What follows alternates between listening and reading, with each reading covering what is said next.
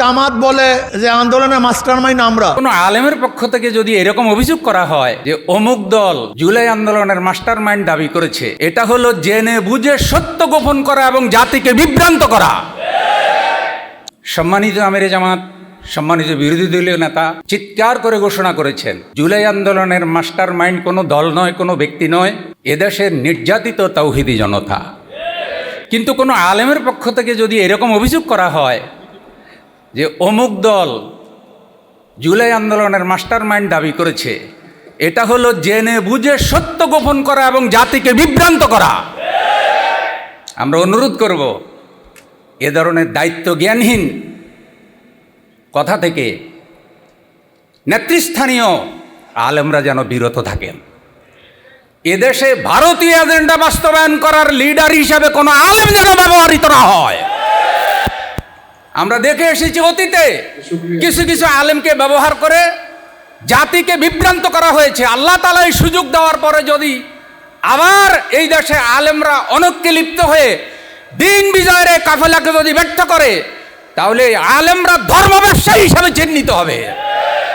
অনেক ত্যাগ কোরবানির বিনিময়ে আল্লাহ রাব্বুল আলামিন বর্তমানে বাংলাদেশে ওলামা ইকরামদেরকে স্বাধীনভাবে কথা বলার সুযোগ করে দিয়েছেন। এই সময় যদি ওলামা ইকরামদের থেকে অনৈক্যের সুর আসে এবং ওলামা ইকরাম যদি নিজেদের মধ্যে বিভেদ তৈরি করে, আল্লাহ তাআলা যে সুযোগ দিয়েছেন সেই সুযোগের সদ্ব্যবহার করে দিনকে রাষ্ট্রীয়ভাবে বিজয়ী করা, একামতে দিনের এই কাজকে ওলামা ইকরামদের অনৈক্যের কারণে যদি বাধাগ্রস্ত করা হয়, তাহলে হাসরের দিন সাধারণ জনগণের আগে যারা অনৈক্য ফিতনা সৃষ্টি করবে এইসব আলেমদেরকে কিন্তু আল্লাহর দরবারে আসামির কাঠগড়ায় দাঁড়াতে হবে। আল্লাহ তাআলা বলছেন, ওয়ালা তালবিসুল হাক্কা বিল বাতিল, সত্যকে মিথ্যার সাথে মিশ্রিত করো না। ওয়াতাকতুমুল হাক্কা ওয়া আনতুম তাআলামুন, জেনে বুঝে তোমরা সত্য গোপন করো না। আল্লাহ রসুল আমাদের উপর দুটি দায়িত্ব দিয়ে গেছেন, একটি কোরআন, একটি হাদিস।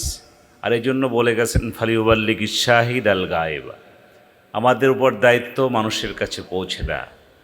সুতরাং আমরা 3.5 লক্ষ মসজিদের ইমাম আমরা দায়িত্ব পালন করছি। আলিয়া মাদ্রাসাগুলোর প্রিন্সিপাল, কওমি মাদ্রাসাগুলোর আসাদায়ে কেরাম এবং আলিয়া মাদ্রাসাগুলোর আসাদায়ে কেরাম সহ বাংলাদেশি যত ওলামায়ে কেরামদের জগৎ আছে, যেখানে আমাদের দাওয়াত পৌঁছানো এখনও সম্ভব হয়নি, আমরা সেখানে দাওয়াত পৌঁছাবো। কারণ আল্লাহ নবী আমাদের উপর ওয়ারেসাত রেখে গেছেন, উত্তরাধিকার রেখে গেছেন এলেম। এই এলেমটা পৌঁছে দেওয়া আমার জন্য দায়িত্ব। আর আমি যেহেতু মাসউল, সেহেতু আমাদের উচিত হবে ইত্তেহাদ মনোভাব নিয়ে আমাদের সামনে অগ্রসর হওয়া। আমরা দেখেছি আল ইত্তেহাদ মা আল ইখতিলাফ নামে অনেক জায়গায় কিছু ঘটেছে।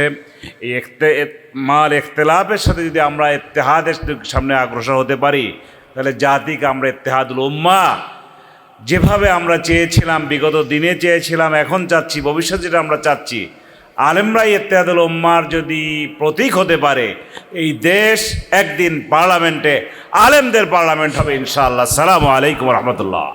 আলহামদুলিল্লাহ, বক্তব্য রাখছেন অধ্যক্ষ মাওলানা হাবিবুর রহমান, ওলামা বিভাগ বরিশাল অঞ্চলের দায়িত্বশীল।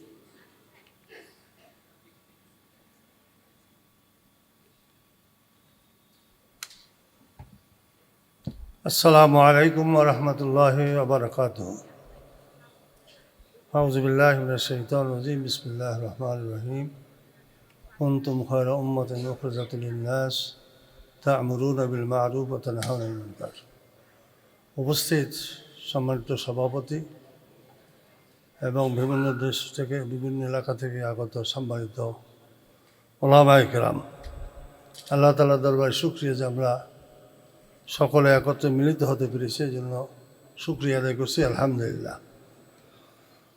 আল ওলামা ওয়ারাসাতুল আম্বিয়া, রসুলের উত্তরাধিকারী হিসাবে দায়িত্ব হলো বাংলাদেশের 55 বছর ইতিহাসে এখন পর্যন্ত আল্লাহ তাআলার কোরআনের বিধান জাতীয় সংসদে একটি আইনও পাশ করতে পারি নাই।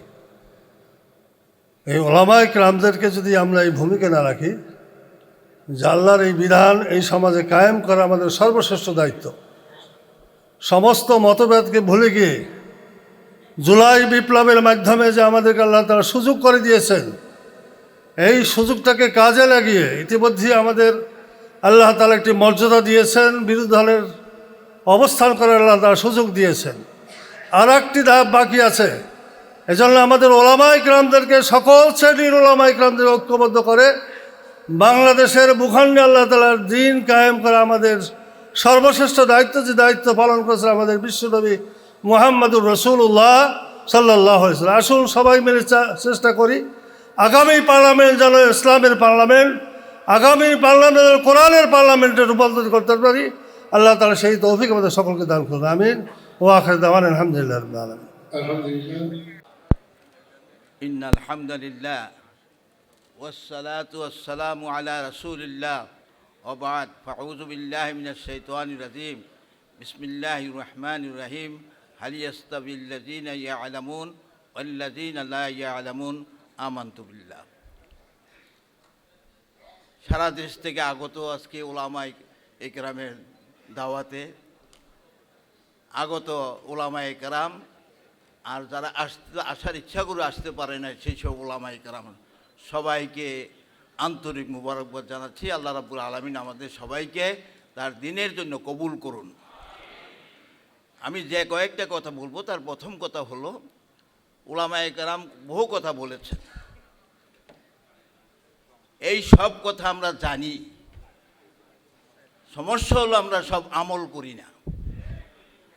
আমল যদি আমরা করতাম তাহলে বাংলাদেশের এই ফিতনা এখানে থাকতো না।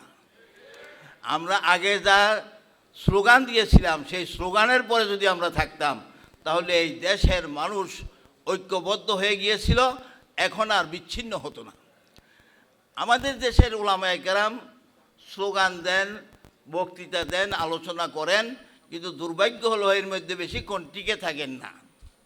টিকে না থাকার কারণে পিছনে শয়তান আছে, আরও প্রতিবেশী দেশ আছে যারা এখানে ইসলাম কায়েম হোক, মানুষ ঐক্যবদ্ধ থাকুক, এখানে সুষ্ঠুভাবে এই দেশটা পরিচালিত হোক, এটা তারা চায় না।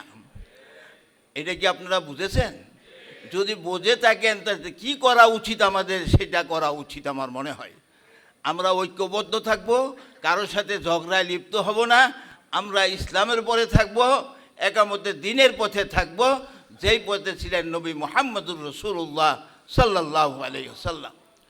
আমাদের সবাইকে আমি অনুরোধ করতে চাই যে আমরা দুনিয়াতে এসেছি, ইন্নী জাইলুন ফিল আরদি খলিফা, খলিফা হিসাবে আল্লাহ তাআলা আমাদেরকে দুনিয়ায় পাঠিয়েছেন।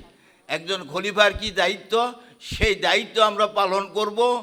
এখানে সেই রাষ্ট্র এখানে চলবে এবং তার থেকে আমরা বিচ্ছিন্ন হব না কখনো।